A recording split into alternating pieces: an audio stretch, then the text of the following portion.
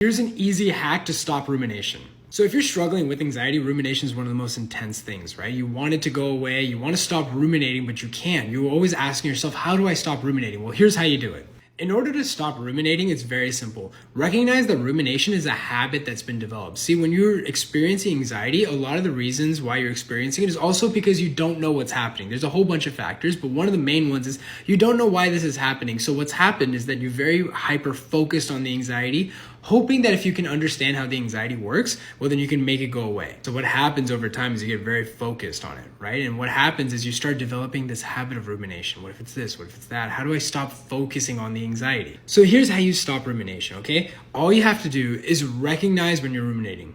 That's it. See, it requires a little bit of self-awareness, a little bit of being like conscious of what's happening. The problem with people with rumination is that they get really stuck in like this mental headspace, this mental drama that they have. They don't recognize that they're not their thoughts, right? If you're very identified with your thoughts, you're very connected. But if you recognize you're not your thoughts, well, then there's a little bit of space.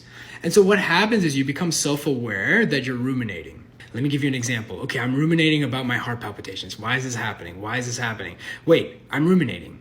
Okay, I'm just ruminating. Okay, stop that. Cool. All right. Now, you may notice you have to do that a million times a day. You're like, I have to keep reminding myself that I'm ruminating. I have to keep reminding myself I'm ruminating. Well, that's okay for now because like I mentioned, anxiety and rumination is a habit that's been developed over time, right? Rumination in particular is a habit that's developed over time. You didn't decide to make that a habit. It happened on its own.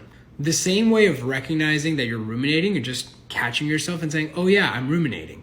That will become its own habit. And what that's going to do is that it's going to stop the mind from this feedback loop of constantly thinking about the anxiety. See, the reason why the mind is focused on the anxiety is because it thinks it's a threat. It feels like the physical symptoms are a threat, the thoughts are a threat. It doesn't really know what's a real threat and what's not. But if you show your mind, hey, look, there's nothing there, the mind will self-adjust on its own. So you're not always going to have to stop and catch yourself.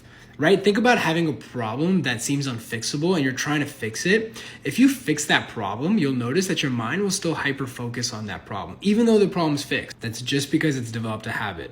The same way with rumination, you've just developed a habit. So unlearning that habit will take time, but all you have to do is focus on right now. If you just focus on right now in this moment and catching yourself when that happens, you'll develop the habit on its own and the anxiety will go away and the rumination will go away. To learn more, follow this page and join my lives.